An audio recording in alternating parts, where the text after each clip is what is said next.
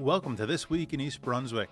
Today we welcome two East Brunswick residents that survived Kristallnacht as children as they tell their stories of survival and escape from Germany shortly after the horrific events. Then we head to the East Brunswick Community Arts Center, where the Municipal Alliance and the East Brunswick Elks held a program about how the legalization of marijuana may affect the township. The Phyllis Noar Puppetry Festival continues at the East Brunswick Public Library as tangled marionettes perform Sleeping Beauty. All this and more, so stay with us. This Week in East Brunswick starts now. The East Brunswick Public Library and the East Brunswick chapter of Hadassah sponsored a program at East Brunswick Public Library called Survivors of Kristallnacht, as two East Brunswick residents, Ruth and Eugene Gottlieb, tell their personal stories of emigrating from Germany to the United States shortly after the Night of Broken Glass. Kristallnacht marked the beginning of the systematic harassment and eradication of Jews in Germany and was a harbinger of the horrors yet to come. My parents, Hugo and Elsa Heilbronn, were married April 15, 1934. I was born a year later in Lahnstein, Germany, a town on the Rhine River not far from the Lorelei. Castles lined the grape-growing hills in this wine-producing area. My parents' families had lived in Germany for hundreds of years. If it were not for my parents' courage, determination, and foresight, I would have been one of the 1.5 million children exterminated by the Nazis. Hitler became Chancellor of Germany January 30th, 1933. Shortly thereafter, anti-Semitic laws restricting Jews from earning a living and getting an education were enacted. On September 15, 1935, the Nuremberg laws were passed, which deprived all German Jews of their citizenship and forbade them to marry Germans. Jews were excluded from German social and political life. Due to the anti-Semitic laws, my father lost his license as a cattle dealer and consequently could no longer make a living or buy the necessities for a decent existence. My father had an uncle who emigrated to America in 1937 after he was forced to sell his factory. He settled in Philadelphia with his family. My father wrote to his uncle and asked him to help us get out of Germany. Arrangements were made, money was sent, and the necessary documents were processed. However, the money was only enough to purchase a ticket for my father's passage. Reluctantly, but encouraged by my mother, he left Germany to board a ship to America from Rotterdam, Holland, on October 23, 1938. He arrived in New York on November 4th and went to Philadelphia to live with his uncle's family. My mother and I were left alone in Germany. On November 7, 1938, 17-year-old Herschel Greenspan, whose family was deported back to Poland from Germany, shot Ernst von Rath, third secretary in the German embassy in Paris. Von Rath died 2 days later. This event gave the Nazis an excuse to burn synagogues, destroy Jewish businesses, ransack Jewish homes, and arrest Jewish men. 2 days later, November 9, 1938, the Nazis ransacked our home.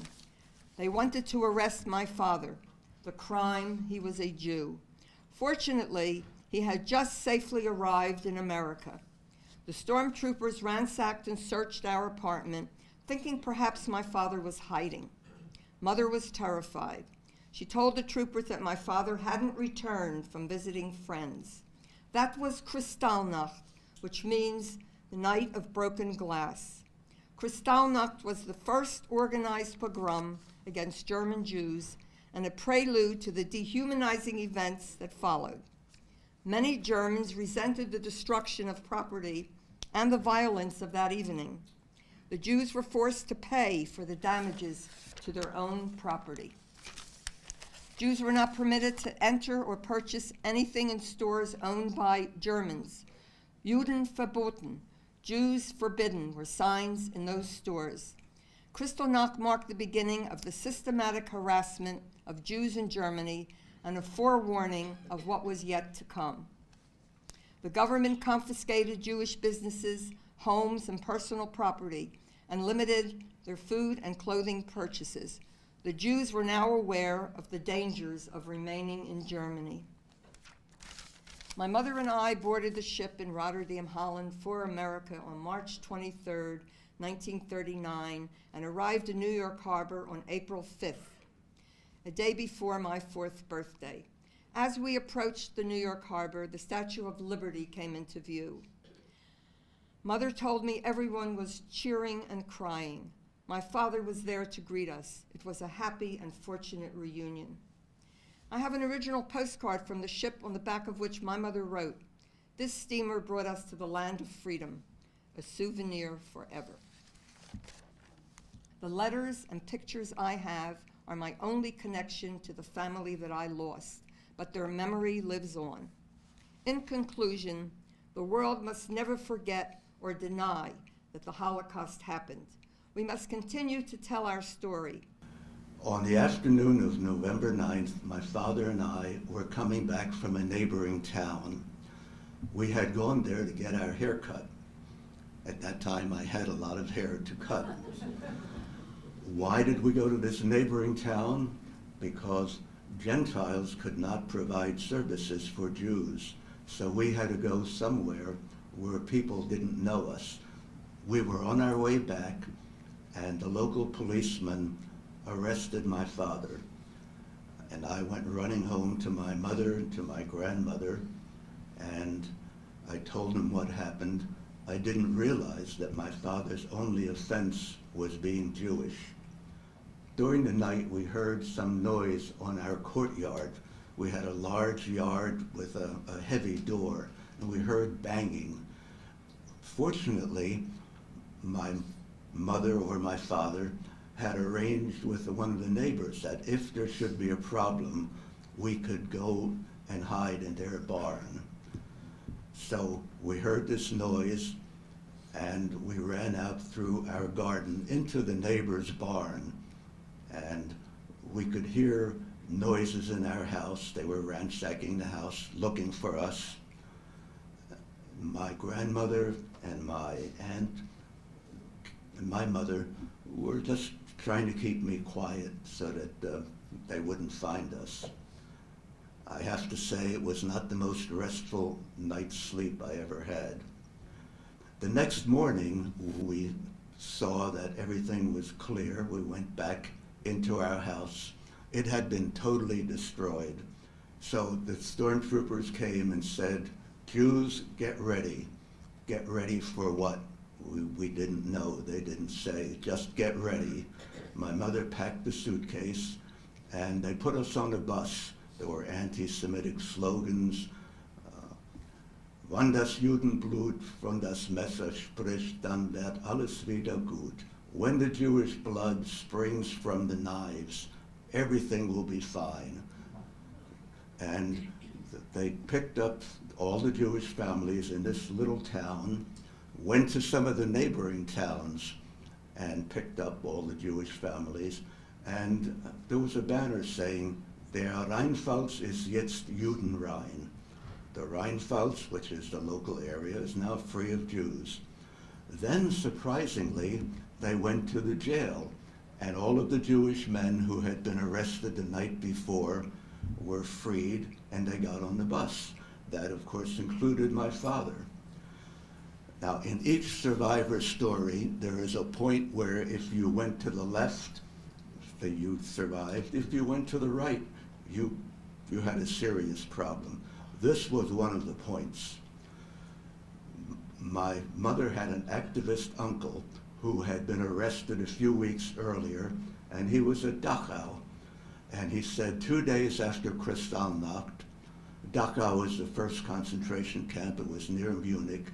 It wasn't too far away from the area where we lived. He said there was a roll call, and all of the Jewish men's names were called, including my father. Why wasn't my father sent to Dachau?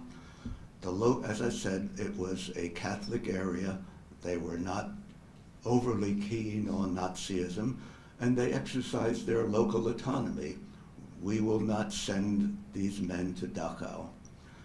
So we were on the bus, and they took us to the other side of the Rhine, which I gather was maybe 50 or 60 kilometers from our house. And they said, you Jews can go now, but don't return to your hometowns. After Kristallnacht, even the optimists realized that Germany was not a place to stay, that whoever could leave had better leave. Thank you so much for speaking with us here today. And what's the importance of it being the 80th anniversary of Kristallnacht? Why is it important for us to hear about it today? There are a number of reasons. One of them, of course, is we should not let something like that go unnoticed. We also should try to prevent future incidents. We need to be tolerant of each other. You were talking specifically about the experience of a child coming to a new country. That's an experience that many of our students and their families have gone through themselves. What advice can you give them about coming to somewhere they've never been before and starting a new life? But in those days, the neighbors all looked out for me, and it was just a very good experience. And we had many German Jewish friends and other people, neighbors, who cared about us. And I just had a very good childhood. My father only had an 8th grade education. He didn't speak any English when he first came. So I kept speaking German to my father, English to my mother. My mother knew English, French, and German. And she was well educated and well versed in English when she came here, so she adjusted fairly well. My parents also took United States history lessons and citizenship lessons. We were very proud to become naturalized citizens, and it was very important. Thank you so much. The two bills that I'm going to speak about tonight are NJA 4497 and the first reprint of New Jersey S2703. And those are just mirror image bills in our Assembly and our Senate, respectively. It's the same content. The name of those bills is the New Jersey Cannabis Regulatory and Expungement Aid Modernization Act. This forum tonight is not specifically a debate on whether recreational adult use of cannabis should or should not be legal. Rather, this forum is focused on what effect it would have on our township when and if that legislation is passed, as it currently stands.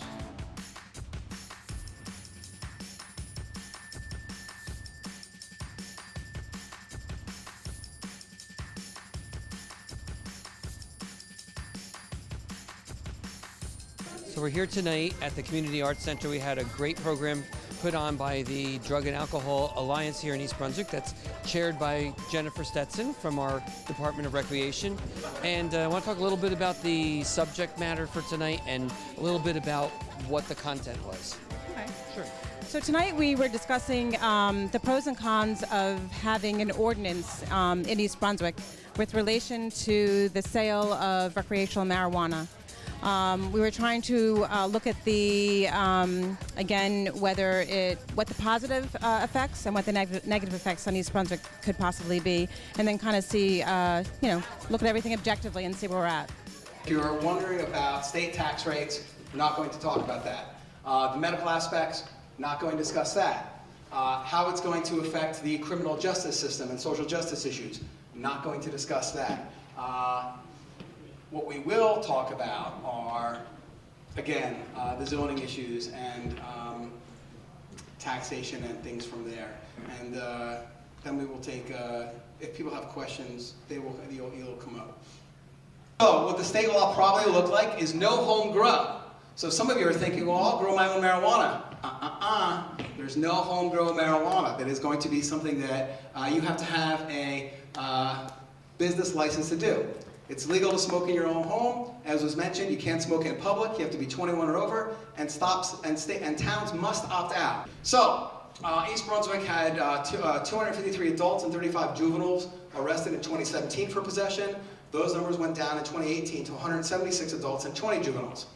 Now, it's only 2 data points. I really need to have about 8 data points to see, is there a trend going on here? Are less people using? Are the police less interested in enforcing? Are the people that are using not using as much in public or being smart about it? I don't know. We need to see more data points. But with 2, we're trending down. With sale of marijuana, 21 people arrested in East Brunswick for selling marijuana in 2017. That number dropped by a third to 14 last year. So, let's take a look at some photographs. One of the things that's going to come up is signage. So when we think about where the marijuana, so if you are pro, there's a difference in language. If you are for the sale of marijuana in a particular municipality, you're going to say medical dispensary, a marijuana dispensary. If you are against it, you'll use the term pot shop. I will use them both interchangeably, just so I can play both sidism.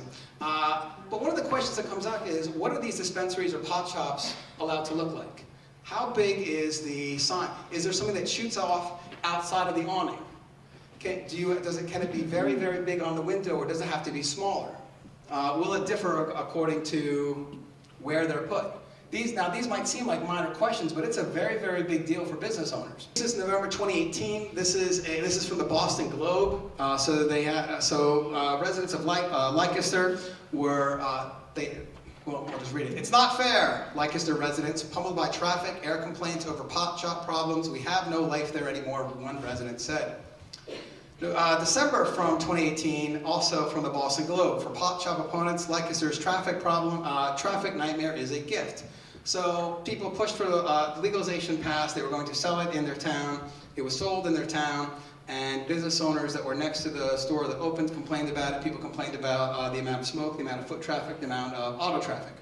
So what are the East Brunswick tax possibilities? If $2 million of marijuana is sold in East Brunswick at a 2% rate, you're looking at $40,000 in revenue.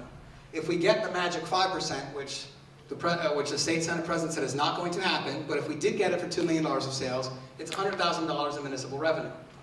Now, let's shoot the moon and say $10 million of marijuana is sold in East Brunswick. That would be 1/30 of all projected sales. So East Brunswick would be really marijuana mecca, if that were to be the case. Like, you sold a lot of weed here. Now, the 2% rate, you're looking at $200,000. If the 5% rate, which he said is not going to happen, but again, all things are negotiable, could be $500,000.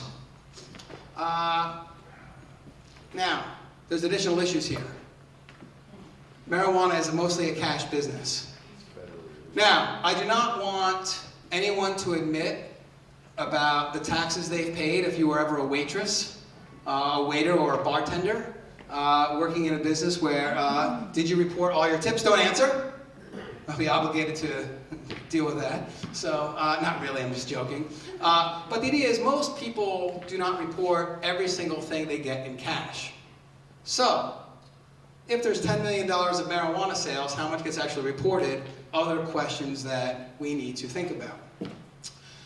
Again, to remind us of East Brunswick expenses, the general budget is $65.6 million. The township spends $570,000 in gas, $89,000 on propane, $322,000 on the electric bill. The roads cost to maintain, just the municipal roads, not the county roads, not the state roads, just the municipal roads cost $2.7 million. If you sell $10 million of marijuana at a 5% tax rate, you'll get $500,000. So that's the money you're looking at.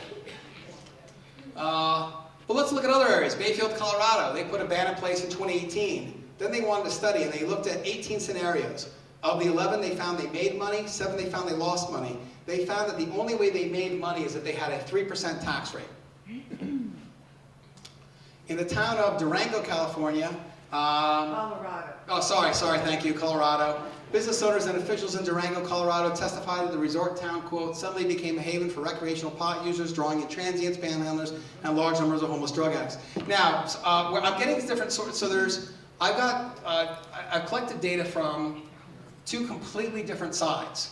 There's one group called SAM, which is a smart application of marijuana. This is from their 2018 report. They are very much against the legalization of recreational cannabis. They are for the decriminalization, but they're against legalization. Some of the other reports I've taken from are directly from a group that works on the legalization in Colorado and other states. And so that's why there might feel like a slant to something like this. I want you to be very aware of where the information is coming from on either side. Durango, Colorado has a sales tax revenue, got $900,000, including, now that's not, they got sales tax revenue of $987,000. 1.5% was their tax rate, and so they ended up with their sales tax revenue for that $1 million of sales ended up being about $8,700. They made another $50,000 in licensing. Municipal crime. Colorado found that a study funded by the National Institute of Health, that's out of DC, showed that the density of marijuana dispensaries was linked to increased property crimes in nearby areas. This is opioid deaths in the state of Colorado, and one of the arguments about marijuana, which again, it's a state issue, it's not a municipal issue, but I was asked by the organizers to talk about marijuana instead of opioids, was that the argument was in Colorado from 1 year of data that it went down, opioid deaths went down a little bit, but in fact, it's manipulation of the numbers. Here are the opioid deaths in Colorado, and the opioid deaths have steadily increased. We have the ballot passes in 2012, there were 377 people that died from opiates in Colorado. In 2014, the first year of recreational legalized cannabis, 468 people died. The next year, 472, the next year, 504, the next year, 536. But again, that's deaths. That may not be pain management. We don't have enough studies. There aren't good American studies yet. There's Australian studies. People don't want to hear them. I think that one of the big points tonight was that we weren't going to be touching on a lot of the controversial issues that are being decided in the state right now as it relates to issues of social justice, issues related to how much money the state's going to make on it. We were really trying to hone in on exactly how recreational marijuana would benefit or hurt the community of East Brunswick. And the data that was being given by our experts tonight really looked at towns in other areas of the country that already have legalized marijuana and try to see how towns that are most similar to East Brunswick fared under the same type of circumstance. And I think it was very engaging. I think a lot of the people in the audience found it very useful information. And it was, I think, a pretty good turnout. Don't you think? I agree. I thought it was a great turnout. And I think that everybody who came was happy they came, and we had a lot of great questions. So, yeah, we tried to set it up where the speakers provided data first, and then we actually had individuals from the audience write down their questions, and those questions were polled so that they and sifted, so we made sure they stuck particularly to issues related to East Brunswick.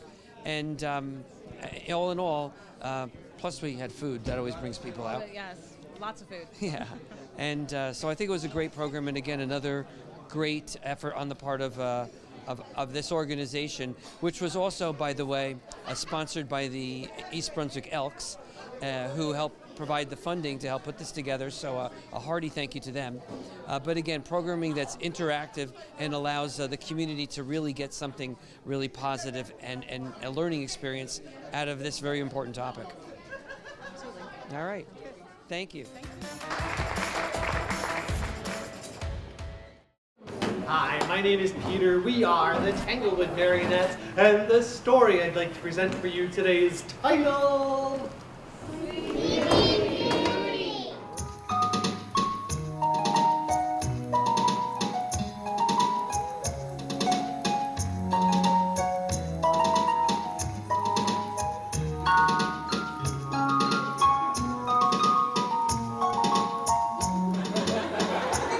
Today was just another day to give their darling daughter a special birthday party.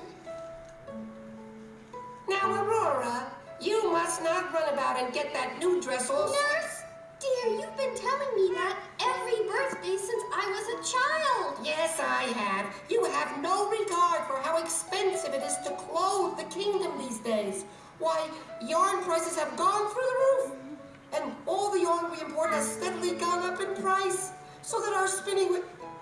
Never mind, my dear. No lessons for today. Now, please, run along and go do something. And be mindful not to get your party dress dirty, please. Today I'm 16, and no one will take me seriously. 100 years after the Wicked Witch's spell had been cast. I must be lost. How could I have let these three strangers talk me into this? They were beautiful, though. I've never been in a forest before. I've only read about them. Well, living on a farm is all I know.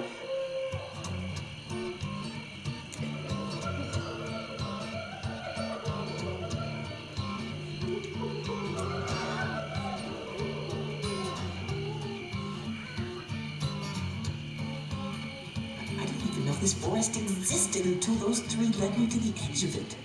It's so dark, as if this were not a forest, but a great thicket. Ouch! Brambles and thorns. What is this place?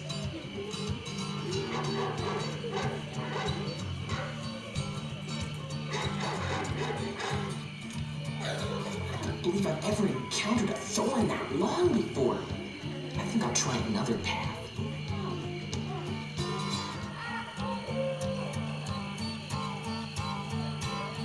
If I can just get there!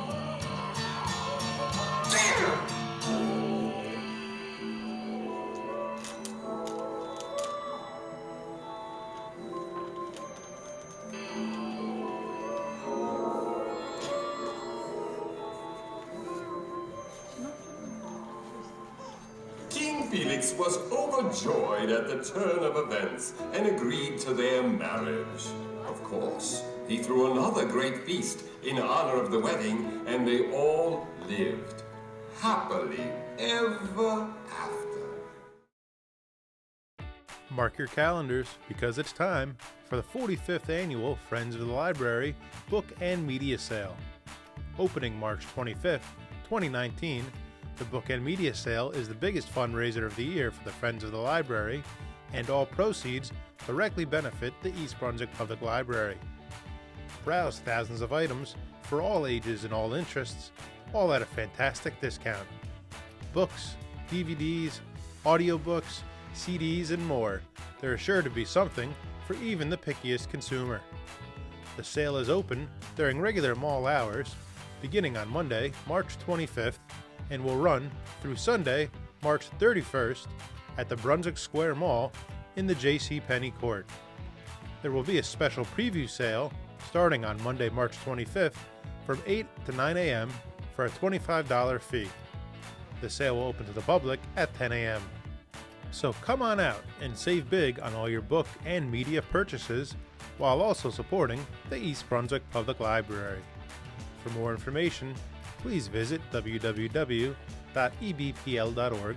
or call 732-390-6950. Hope to see you at the sale.